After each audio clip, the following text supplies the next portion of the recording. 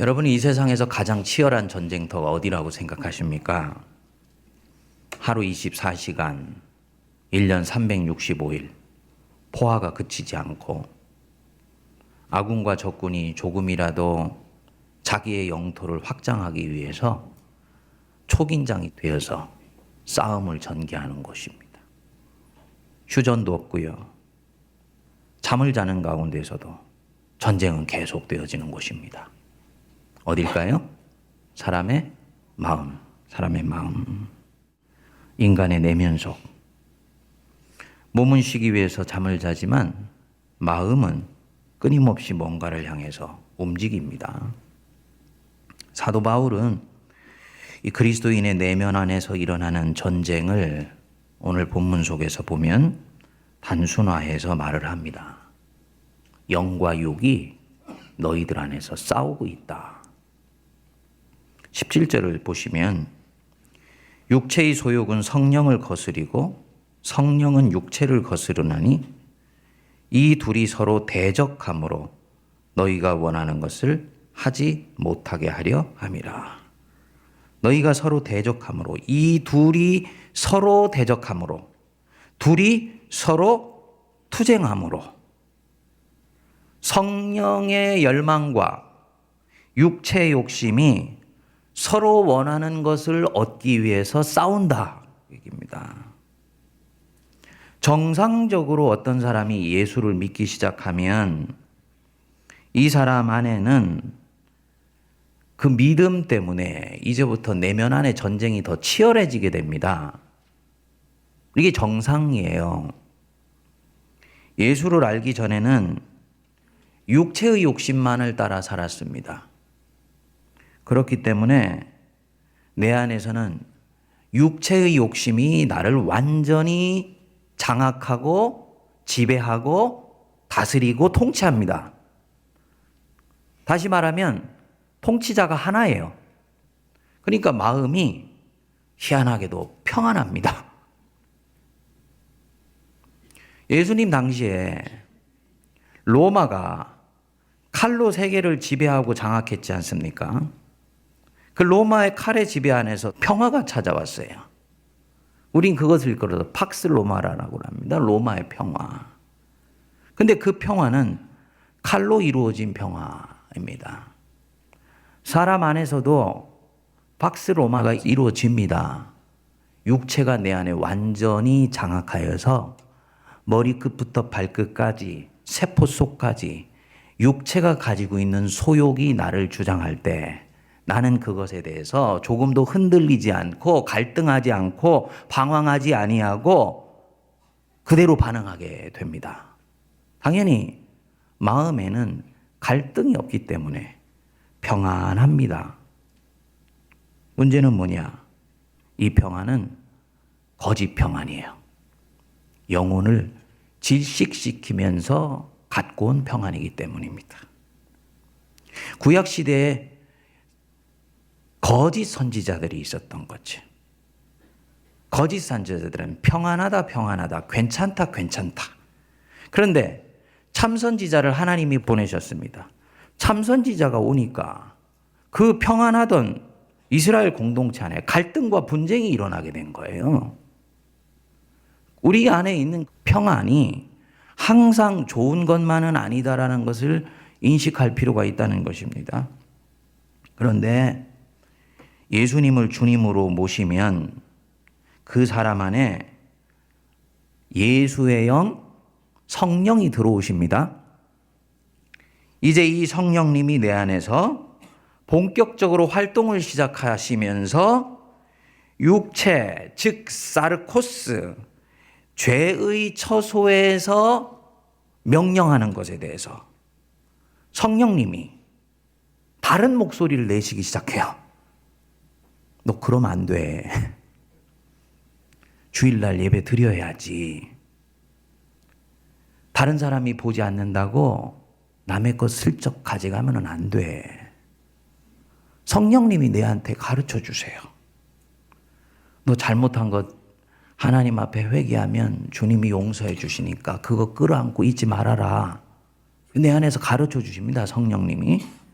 기도할 때 가르쳐 주시고 말씀을 읽을 때 가르쳐 주시고. 그래서 이 보혜사, 내 안에 예수님이 보내주신 성령님이 힘들 때는 위로해 주시고 길을 모를 때는 그 길을 가르쳐 주시고 혼란스러울 때는 상담해 주시고 잘못되었을 때는 꾸짖어 주세요. 이전에는 잘못한 것에 대해서 돌이킬 수 있는 마음이 전혀 없었어요. 그것 때문에 본인은 평안했습니다. 잘못을 저지르고도 마음이 편했습니다. 들키지만 않으면 되기 때문에. 그런데 성령님이 들어오시고 난 뒤에는 잘못한 것이 있으면 마음에 힘들어지고 불편해지는 일이 생기기 시작합니다. 성령님이 내 안에서 가르쳐 주시기 때문이에요. 그래서 이것에 대해서 반응합니다. 회개가 일어나고요. 주님 잘못했습니다. 친구야 미안해. 이렇게 반응하기 시작합니다. 그래서 우리를 하나님을 향해서 그분의 나라를 향해서 살도록 만들어줍니다. 자연히 이전에 있던 이 육체의 소욕과 성령이 서로 갈등하고 충돌이 생길 수밖에 없는 것이죠. 영적인 전투가 한 사람 안에서 본격적으로 시작된 것입니다. 거기 여러분 17점 뒤에 보시면 육체의 소욕은 성령을 거스리고 성령은 육체를 거스리나니 이 둘이 서로 대적함으로 그 뒤에 같이 읽겠습니다. 너희가 원하는 것을 하지 못하게 하려 함이라. 너희가 원하는 것, 그리스도인이 원하는 것 뭡니까? 하나님의 나라와 뜻이 내 인생에 이루어지는 것. 그리스도인이 원하는 거죠. 그렇죠? 하나님 기뻐하시는 삶을 살고 싶은 것. 내 안에 그리스도의 형상이 온전히 이루어지도록 하고 싶은 것. 그리스도인이 원하는 거예요. 왜냐? 나는 아직 그렇게 하지 못하니까. 이해합니다. 그렇지만 이미 예수를 믿는 사람 안에서 영혼이 자라가기 시작하면서 그 혈망을 향해 나아갑니다. 그런 면에서 하나님은 여러분들을 신뢰하세요. 내 안에 표징이 아직 보이지 않는다고 해서 내 안에 모든 생명의 씨앗도 다 꺼져버린 것은 아니거든요. 근데 그렇게 내가 원하는 것을 이 육체의 소욕이 곳곳에서 발목을 붙잡아서 원하는 것을 하지 못하게 만드는 것이지요. 그래서 선한 열망이 온전히 이루어지도록 놔두지를 않고 끊임없이 내 안에서 이전에 가지고 있던 열망이 더 강하게 반응을 하고 딴지를 걸기 시작하는 것입니다. 무슨 얘기냐면 성도 안에 육적인 열망과 영적인 열망이 같이 분출이 된다는 것입니다. 내 안에 보이스가 두 개예요. 사람은 생각하기를 내 보이스가 하나라고 생각을 하는데 그리스도인은 자기 안에 하나님을 쫓아가려는 열망과 육체의 욕심을 이루면서 그 자리에서 안주하려는 욕심이 같은 목소리를 내면서 나에게 명령하고 얘기한다는 것을 인식하는 것이 대단히 중요하다는 것입니다. 전에 설교하면서 제가 그런 말씀 드렸지요.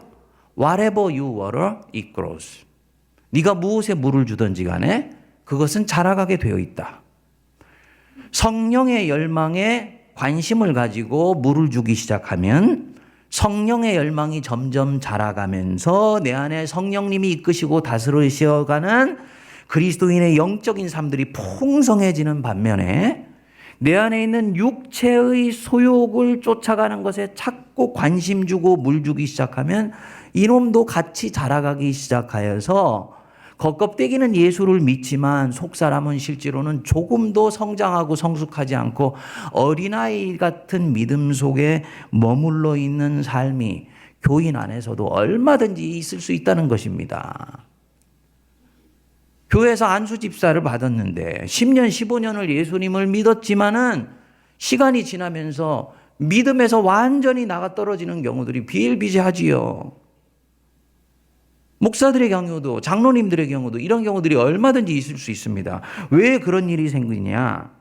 두 보이스가 내 안에 있는데 이 보이스에 대해서 내가 얻은 것에 반응하느냐. 두 개가 다 내 것이 아니다라는 걸 인지해야 되는 것입니다. 공동체 안에서도 마찬가지예요. 성도들이요, 본인들이 가지고 있는 그 욕구를 교회 지도자들이나 특히 목사님한테 이렇게 분출을 합니다. 목사님, 이렇게 해주시면 좋겠어요. 근데 영적으로 볼 때는 그것에 다 반응하는 것이 옳을까요? 그럴까요? 바울은 이 전투가 날마다 자기들에게 계속되고 있다고 봤습니다.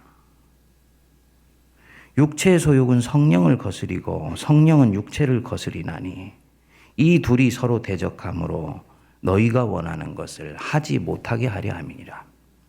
너희가 할례를 받으려고 하는 것이 성령의 열망이냐 육체의 욕심이냐. 너희가 그리스도를 믿는 것 외에 다른 율법의 요구를 쫓아가려고 하는 것이 너희들이 교인이 몇 명이 그것을 주장하건 간에 그것이 성령의 열망이냐 육체의 욕심이냐. 바울이 볼 때는 그것은 육체의 욕심이었던 것입니다. 이 말씀을 진행하면서 이미 바울은 이때까지 왔던 갈라디아 교인들 안에 있었던 보이스를 분별하는 작업을 이미 하면서 성도들을 그 자리로 초대하는 거예요. 그러면서 어떻게 하면 이 두 보이스, 육체의 목소리와 성령의 목소리 속에서 분별하여서 내 안에 성령의 열망을 잘 따라가도록 할 수 있을 것인가, 그 방법을 이제 16절에서 말씀하기 시작합니다. 우리 같이 한번 읽어보겠습니다. 시작. 내가 이르노니 너희는 성령을 따라 행하라. 그리하면 육체의 욕심을 이루지 아니하리라. 무엇을 따라 행하라고요? 성령을 따라 행하라. 성령을 따라 행하면 육체의 욕심을 이루지 않는다. 뭐 동어반복 아니야? 아니에요. 여기 성령을 따라 행하라 이 말은 헬라어 원어로는 성령 안에서 걸어다니라 그 뜻입니다. 어떤 것을 결정하거나 하나님의 뜻을 분별할 때, 삶의 어려움에 직면했을 때 바로 반응하지 말고 먼저 성령 안에서 너희가 걸어다녀 보아라. 아주 중요한 영적인 이미지를 제공해 주지요. 산보하듯이 그 문제 앞에 멈춰 서서 그 문제를 너희들이 곱씹어 보면서 성령 안에서 잠시 걸어 다녀 봐. 걸으면서 뭐 하겠습니까? 생각해 보겠지요. 성령 안에서 생각해 보는 거예요. 예수의 영, 그리스도의 영 안에서 생각해 보겠지요. 예수님은 지금 이 부분에 대해서 나에게 뭐라고 말씀하실까?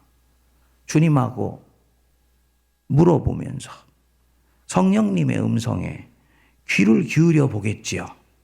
믿음은 들음에서 나니까 성경을 읽으면서 예수님, 오늘 저에게 왜 이 말씀을 주시는 것입니까? 묻겠지요. 기도 속에서 예수님, 지금 이 문제에 대해서 내게 뭐라고 말씀하시고 있는 걸까? 여기로 생각하는 것이 아니라 가슴으로, 영으로 물으면서 생각하는 것입니다. 그래서 영성에서는 이것을 사실은 음미한다, 곱씹어 본다 이렇게 얘기하는 거예요. 밥을 씹듯이 말씀을 곱씹으면서 자기 안에서 머물러 보는 것입니다. 그리고는 예수님, 제게 뭘 말씀하시고 싶은 것이 있으세요?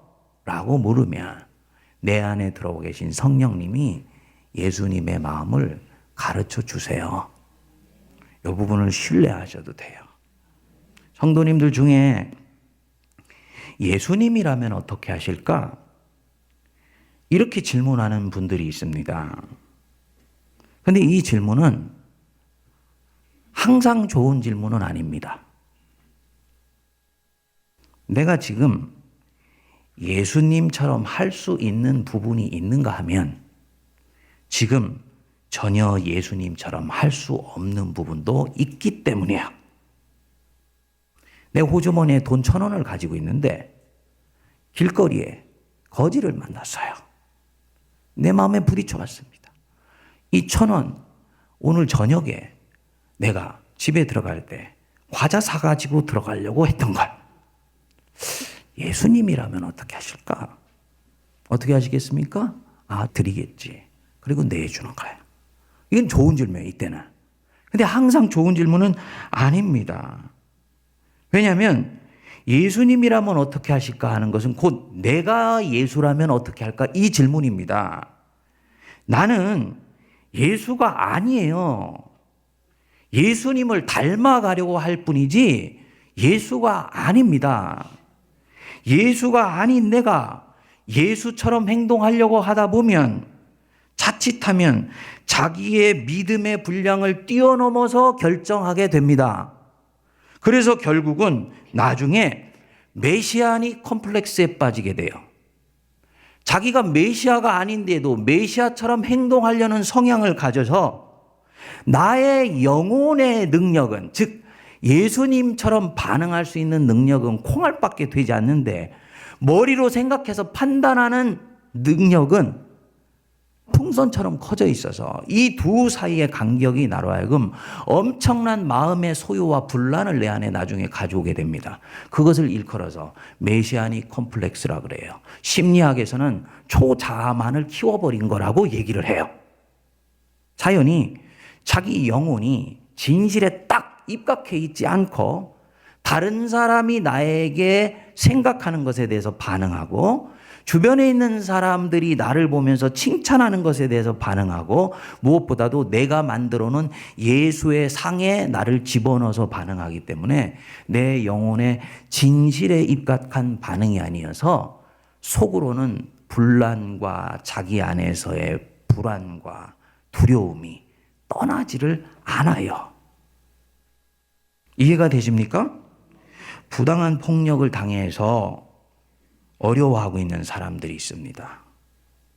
가정에 아내가 될 수도 있고 부모에게 폭력을 당할 수도 있고 형제지간이 될 수도 있고 요즘은 매 맞는 남편도 생기기 시작했다 그러더라고요. 여자들이 세져가지고. 그때 예수님이라면 어떻게 하실까?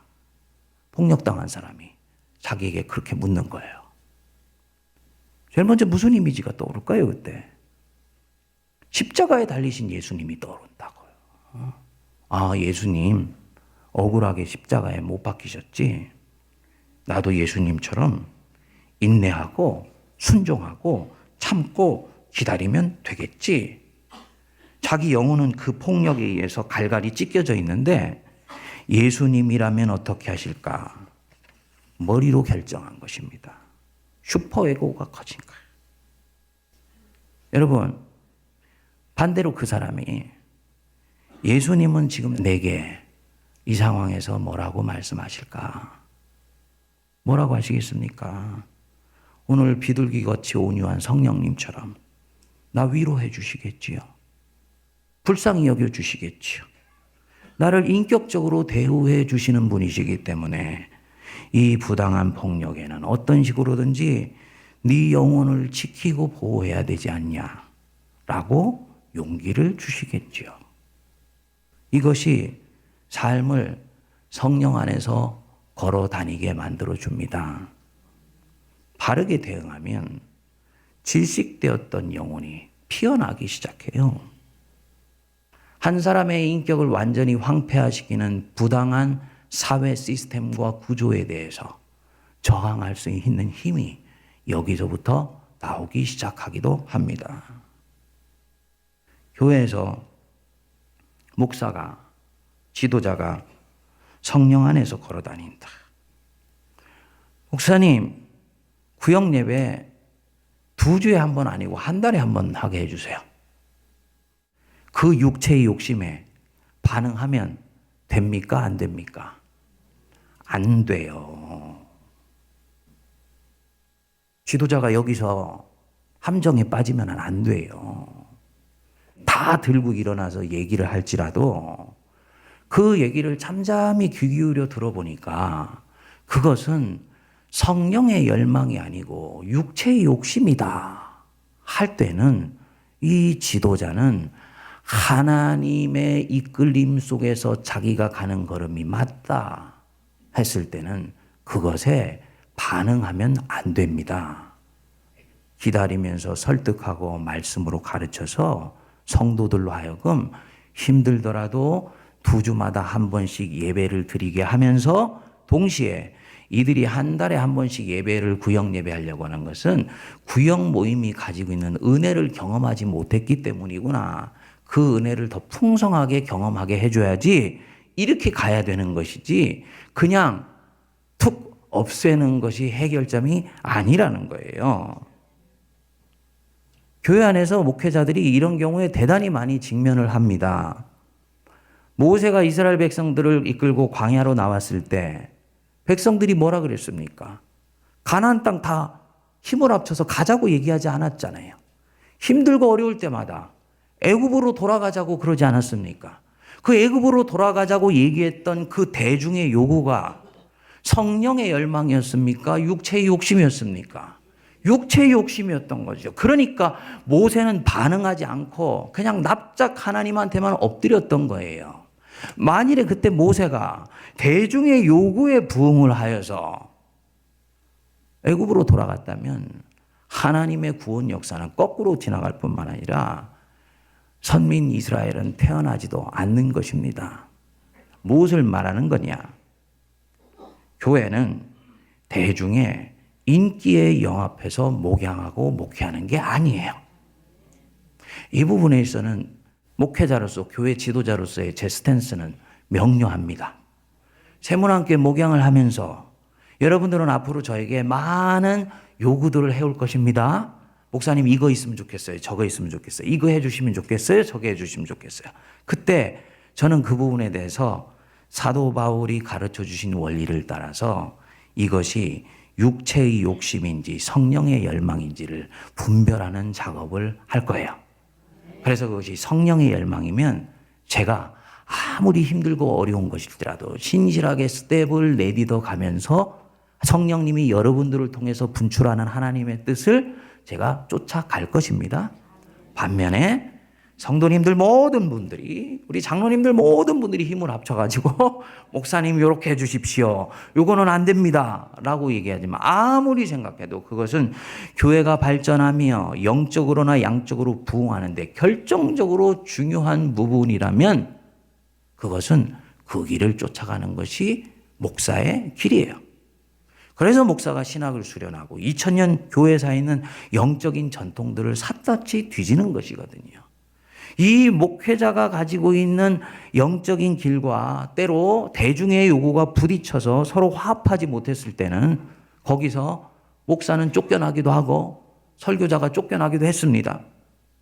초대교회 크리스토스톰이라는 황금의 입이 있었습니다. 그 사람이 이때까지 있었던 설교자 중에 가장 위대한 설교자로 일컬어지는 그런 분입니다. 근데 이분이 설교를 하면서 당시의 지주라든지 귀족들이 가지고 있는 그릇된 행태들 너무너무나 신랄하게 설교를 하니까 이 설교가 그야말로 심장을 막 후비는 설교가 되니까요. 그 귀족들이 견디지를 못했어요. 나중에는 교인들을 부축해가지고 그 크리스토스이라는 설교자를 강단에서 끌어내려서 내쫓습니다. 박해하는 상황이 벌어지게 된 거예요. 묵묵히 그것을 감당하면서 가요. 장로교회 창시자인 칼뱅이 제네바에서 설교하면서 목양하는 중에 칼뱅이 이 날선 설교를 감당을 하지 못해서 결국은 칼뱅을 강단에서 내려오게 하지 않습니까? 그래서 결국은 칼뱅은 이제는 하나님이 자기에게 짐을 벗어주셨다 생각하고 오히려 콧노래를 부르면서 자기 길을 갔다 그래요. 나중에 그 제네바 교회에서 카톨릭에 대항할 수 있는 위대한 신학자자 설교자는 이분밖에 없다 해서 다시 그분을 초빙해서 드리는 그런 일들이 생겨나요. 교회사에 이런 일들이 대단히 많아요. 무슨 말씀을 하냐? 여러분 제가 세문안교에서 설교하다가 내려올 것이다라는 이 얘기를 하는 것이 아니고 저는 여러분들하고 17년 행복하게 잘 목회하다가 은혜롭게 은퇴할 수 있게 되기를 바랍니다. 그런데 그렇게 되려면 저가 성령의 음성에 항상 민감하게 반응할 수 있도록 기도해 주셔야 되고요. 두 번째, 성도님들도 더 성숙되셔야 돼요. 내 안에 들려오는 보이스는 항상 성령의 것은 아니다. 때로는 육체의 음성이 종교의 언어를 쓰고 전달되는 경우도 있다. 인식하셔서 육의 소리는 죽이고 영의 소리가 교회 안에서 들려오도록 해주셔야 돼요. 그리고 그 부분에 있어서 목사님이 바르게 영적으로 분별하여서 지도하며 안내하는 부분에서는 내 육체의 욕심은 그것을 원하지 않는다 할지라도 성령님이 보실 때 옳은 것이고 하나님이 보실 때 기뻐하는 일이라 한다면 그것에 따르고 순종하는 것이 그리스도인이고 교회가 영적으로 세워져 가며 강력해지는 힘이고 근거가 됩니다. 대중의 요구에 쫓아가게 되면 그때 목회자 자신은 보신할 수 있을지 모르지만 시간이 지나면서 교회는 약해지고 그 교회를 통해 하나님의 영광은 쇠락되며 결국은 성도 자신도 쫄쫄쫄 메말라가는 아픔을 겪게 됩니다. 여러분, 육체의 소욕이 아니라 성령의 열망을 따라가시는 저와 여러분들 되시기를 바랍니다. 이때까지는 우리가 때로는 민주주의라는 이름으로 다양한 욕구를 분출해 내었지만 오늘 이 갈라디아서를 읽은 이날부터는 내 안에 있는 목소리 중에 성령의 음성인지 육체의 음성인지를 분별하여서 기도와 말씀 중에 성령의 음성은 확장시키고 육체의 욕심은 안으로 사귀고 죽이고 결국은 성령의 능력으로서 소멸시켜서 여러분들 안에 성령의 아름다운 은혜의 역사가 교회 안에 넉넉히 흘러넘치게 되기를 주의 이름으로 축복드립니다. 같이 기도하겠습니다.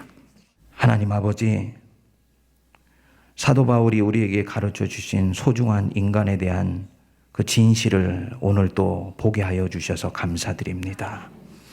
바울이 홀로 있을지라도 사방으로 우겨쌈을 당할지라도 갈라디아 교인들의 그 안타까운 심정에 때로는 아파하고 고통하며 때로는 오해를 감수하면서까지 할 일을 받지 않도록 권명하며 때로는 꾸짖었던 그 심정을 저희들이 오늘 들여다볼 수 있도록 인도하여 주심을 감사드립니다. 우리 세문안 공동체 갈라디아 교인들 되지 않게 하여 주옵소서. 그저 우리 안에 가만히 들어온 거짓 형제들의 충동과 격동에 휘말려서 육체의 소욕을 따라 요구하며 요청하며 그 마음이 분출되지 않게 하여 주시고 하나님의 정원, 왕의 정원에서 거닐며 성령의 정원 안에서 생각하고 기도하며 말씀을 묵상하여 성령의 소리가 날마다 성도들 안에 흘러나오게 하시고 그것이 예배당을 적시며 교육관을 적시며 또 아버지 새로 들어갈 성전을 넉넉히 적시게 하여 주셔서 그렇게 성전에서 흘러나온 물이 이 광화문을 차고 넘쳐 하나님 만백성들이 흘러 아버지 하나님이여 건너지 못하는 아버지 은혜 강수가 되게 하여 주셔서 이 나라 이 민족 이 강산 안에 성령의 물로 차고 넘치는 그날이 오게 될 줄로 믿습니다. 아버지, 시대는 대단히 어둡고 힘들어서 온갖 종류의 목소리가 교회 안팎에서 들려오나 성도들은 성령의 음성에 민감하게 반응하고 민감하게 아버지 하나님 분별하게 하여 주셔서 하나님 뜻대로 성령의 음성 따라가게 하여 주시고 인간의 소리에 흔들리지 아니하도록 우리의 심령을 견고하게 세워 주옵소서.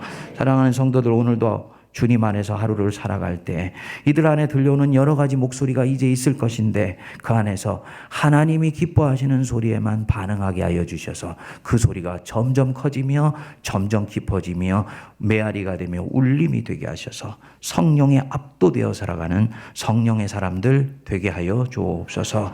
이제는 우리 주 예수 그리스도의 크신 은혜와 하나님 아버지의 만극하신 사랑하심과 성령님의 위로교통 감동 감화 역사하심이 이 자리에 고개 숙인 하나님의 백성들, 인터넷을 통해 무릎 꿇고 기도하며 주의 음성을 들은 모든 백성들 머리 위에 피로 값주고 사신 이 제단 위에 이제로부터 영원토록 함께하옵시기를 간절히 축원하옵나이다. 아멘.